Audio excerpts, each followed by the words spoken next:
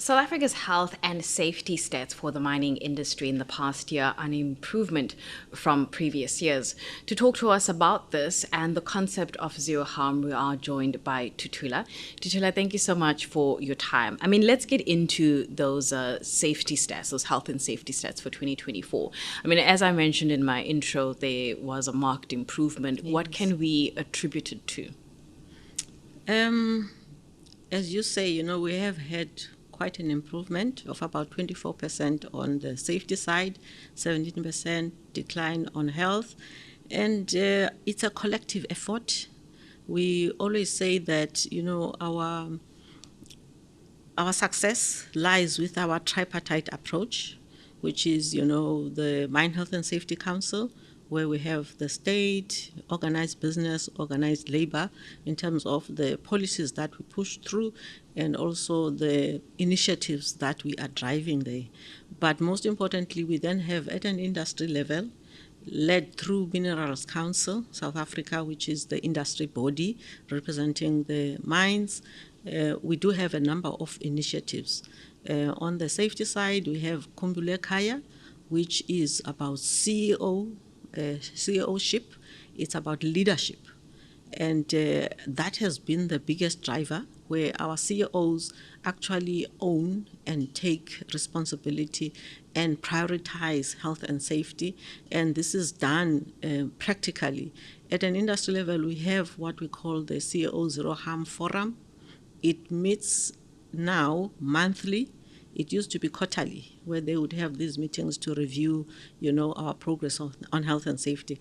But they've now added that every month, every first day of the month, they meet and they actually share leading practices, best practices, anything that they can learn from, especially from incidents that have happened, so that we do not repeat. There's always something to learn from whatever incident that has happened. So I would say that leadership has really driven our improvements. And then those are supported by the, initiatives that as officials at the Minerals Council we have, such as the MOSH Learning Hub. It is an initiative which is about identifying and promoting leading practices across the industry, so that each company, whether it's on dust or noise or force of ground, transport and machinery, all those lessons are learned, and each company tries to adopt those. That has been very successful. On the health side, we have Masoyise Health Program, which is about it's a wellness approach, really, the spectrum from TB, HIV to non-communicable diseases, and its focus is driving a lot of the measurement of what we do, the screening for these diseases, and I think that the measurement in particular is the one that has made it possible for us to see if we are making progress or not. And so for anyone really, if you are not measuring what you are doing, then you will not see the progress. So that has been very, very powerful, in guiding us and informing us, how we are doing and where the gaps are, where we are lagging, and therefore need to, put in more effort. Where are the gaps? Right now, let me start with health. On the health side, we have not seen as much improvement in terms of decline in cases in noise-induced hearing loss. So if we look at the past 15 years, for instance, the other diseases, silicosis, TB, have gone down by more than 80%, but noise-induced hearing loss, a mere 55%. And so it does show that there is this intrinsic challenge when it comes to having pieces of machinery which are not noisy. And I would say that part of the problem is we have a large number of pieces of machinery that are used for mining. And maybe here I can, for instance, talk to the rock drill, both platinum and gold, which is where the challenge is. It's mostly in gold and platinum. rock drills are still used at the face, to extract, to break rock. And those pieces of machinery, it's difficult for us to have some which are emitting less than 103 decibels, I would say. And so sometimes even with that, it's the 103 already is way beyond, the occupational exposure limit. And so beyond that, however, you find that some of the machinery which has been engineered to drop in noise, sound, in terms of sound, is the change management with the employees is such that they will actually damage the piece of machinery because they feel it's not working at the rate that they want. And so I think we need to do a bit more around change management so that if you introduce new pieces of machinery, then you take your employees along for them to understand why, the machinery is being, let's say, muffled, for instance. And some people are used to hearing a certain tempo and then they feel I'm really working now. So if it isn't, then they think maybe the production is, it's not going well. And production, of course, for people is always, quite top of mind. So I would say that's the one. Transport and machinery, we also need to still do quite a lot, although there have been advances in that, especially because there is now a requirement, for proximity detection devices to be installed on equipment. And so that has actually assisted such that we have less deaths from transport and machinery related incidents. But probably the gap, some of it's more about the environment that we are in. And there I would say it's the fact that we have seams of, about a meter and lower, which make it difficult to mechanize.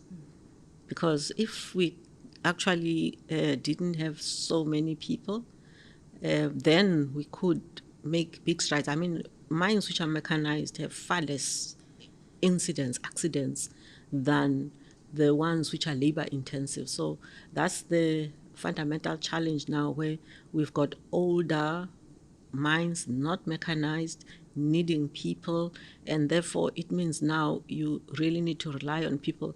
And I always say you can't rely on people. If I wake up in the morning and I have got a bad domestic situation, it's gonna be difficult for me to be focused at work. So it's really difficult to depend on people being present and observant all the time. It's not possible. That's why you need to engineer out the risks. So I would say that's part of what we are left with now. It's more the structural, challenges that we have. Earlier, you were talking about some of the initiatives that are attributed to some of the safety that we have seen and in the health side as well. And that brings me to the idea of continuous learning and training. The role of that in the mining industry, and whether you believe that continuous learning and training can be replicated at other mines and other parts of the continent who are also dealing with health and safety issues. Most absolutely. I mean, it's continuous. Health and safety, you never arrive. You have to be improving all the time. The training is essential. And I think when it comes to training, we probably underestimate and underutilize the intellect of our own employees. We should be empowering them more, because if you empower employees, then they own and they feel that they own their own health. They will do far more. And this is not even about talking to issues of, the right to refuse dangerous work, which is fundamental. In any environment, people need to feel that they are in a psychologically safe space such that they can actually indicate when I think this rock doesn't look safe. And it's not a question of the the ordinary mine worker can't say that. It must only be the supervisor who has a voice, simply because if you have a gang of 15, there's one supervisor. You've actually got 15 pairs of eyes, whereas the supervisor is one person. So I think in our training, we need to emphasize that we empower our workers to feel that they have all the right to speak up, which in the South African situation with our history, it's not necessarily there all the time, which means that you actually need to have a concerted, intentional effort to make sure that each and every employee feels heard, they have a voice, and they can, add to, I believe that even solutions. The workers themselves sometimes can have the solutions on what to do to improve, the environment in terms of health and safety. So that's why for me, training, yes, it's, everyone must have the knowledge. But I think more than anything else, people must have that, they must be empowered so that they own their own health and safety, and therefore are an integral part, of providing solutions and ensuring that there is a safe working environment for them. The concept of zero harm, is that elusive? Is that possible? Are we getting there? It's possible. And here I always say, we need to always work towards, have inspirational targets, aspirational targets, that which will lift, and things which we think are impossible sometimes, but if you work towards them, you sometimes find that it is possible. So zero harm is possible, and it's about the leadership, inspiring. In fact, our CEO's Minerals Council recently had a CEO conversation on how do we have a step change, in terms of really trying to get to zero harm. And one of the first things was, that inspiring leadership, so that everyone on that mine knows that it is possible, that we don't have people that die. It mustn't be normal that, some people should die. So even the 42 people that died last year, we need to have that confidence that if we remove, all the obstacles we learn from the incidents that have been there, then we have that conviction that on a daily basis we are all working towards no harm for employees. So definitely we do believe it is possible. And when we sort of set targets, for instance, through Mine Health and Safety Council, our tripartite, some of them, as I said, we thought would be impossible, but we actually did achieve them, which then shows you that even though it's not overnight or over a year, but ultimately you can actually get to that zero harm. How do we approach the idea of health and safety, or perhaps even safety on its own, when we bring in illegal miners in the picture who are still, that activity is still quite, prevalent in parts of the continent, in South Africa as well? Maybe let me start by saying, the terminology we use, there's a huge difference between illegal mining and artisanal, and small-scale mining. On the continent, artisanal mining is quite common. A lot of countries have regulated, and even South Africa has already put through some regulations on artisanal mining. Of course, we've got a far bigger formal, mining sector, and that's why maybe those efforts are not so obvious. But artisanal mining is about saying not all, mining is open to everyone, and you actually regulate and you assist those, because these are people who are families or small groups of people. You empower them as a state, I would say, in terms of health and safety. They must know what are the things that they need to look out for, the risks, the noise, the dust, and all of those things. And the state needs to be, because they will not have as much resources as the big companies. So it actually means the state needs to come in far more to support artisanal and small-scale miners. So there is that, which is, as I said, quite prevalent in the continent, which is fairly, it's still early stages in South Africa. And we need to probably drive it more, because it does spread the wealth, because you can imagine then it's not a few shareholders of a big company that are benefiting. It's, economic activity for the community, if that resource is in the community. Now, illegal mining is any mining where you do not have a permit. The permit being whether you are supposed to be a big miner or an artisanal miner, because even with artisanal miners, you're looking at some form of permits. So now the illegal mining, unfortunately in South Africa, we have ended up with old deposits, which are fairly deep. I mean, if we look at Stelfontein, it's 2 kilometers. Now, there's great danger in mining at those depths. It actually needs serious structures to be in place if people are to be safe, not just ropes, going down a rope. And so the illegal mining, we would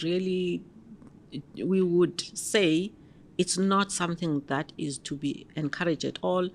And the DMRE, its approach is illegal mining is something that should be, the job of the police to make sure people are not mining illegally, because it can be very dangerous, as we have seen. And even before Stelfontein, there are other tragedies that have been there, where you really have a lot of people dying, because, as I said, South African mines, if you are mining old workings, they are not mines which are, like even 100 meters or 50 meters. It's kilometers underground. So it's quite dangerous.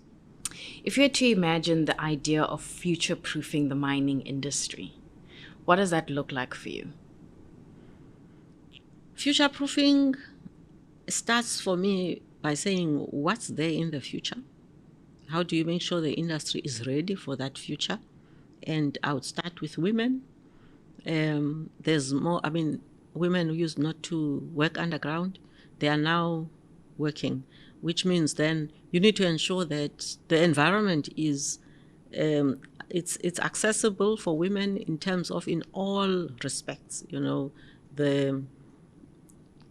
the inclusion, because there's diversity. Yes, we diversify with women, but their inclusion means your facilities, your everything needs to cater for the needs of women. So start with that. I would say there's also the technology. We have technology. The future is technology, and so you need to make sure that your employees are skilled. There's also that skilling the employees, upskilling them, so that for in the future, when there's technology that they need to be using, that change management, as I said, a lot of times you find that there is something which is good for production, but then if you don't take your employees along with change management, it is not going to work. So those are all the things I believe you need to do to make sure that you are future-proofing mining, to say, how will mining be done in the future? Are we then ready in terms of people, in terms of the systems and everything that we use, and make sure that we have all that in place, for the future. Thank you. For more insights, you can go to miningindaba.com.